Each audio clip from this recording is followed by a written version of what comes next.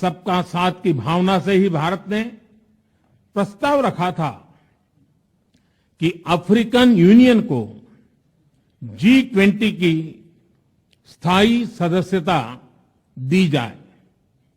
मेरा विश्वास है कि इस प्रस्ताव पर हम सबकी सहमति है।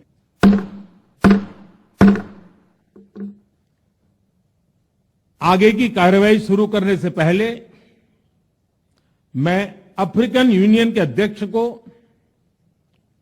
G20 के स्थायी सदस्य के रूप में अपना स्थान ग्रहण करने के लिए आमंत्रित करता हूं। The biggest takeaway of India's push to include Global South in this influential group of nations.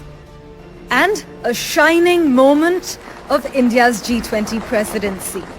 Thanks to India as the host, which from the onset in its presidency of the G20 championed inclusivity, championed the stronger voice for smaller countries and developing economic countries. And so thanks go largely to India.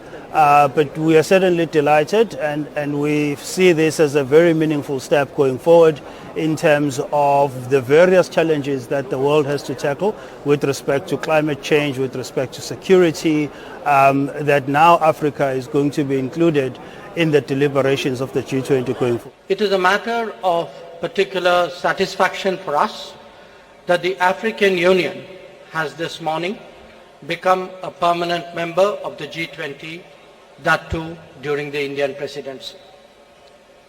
This is in keeping with the priority that we attach to addressing the urgent concerns of the Global South.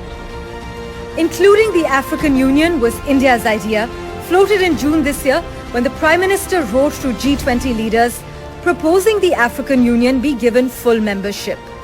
The African Union is a grouping that represents 55 countries, and the idea of including the African Union on the lines of the European Union came from the voice of the Global South Summit in January this year.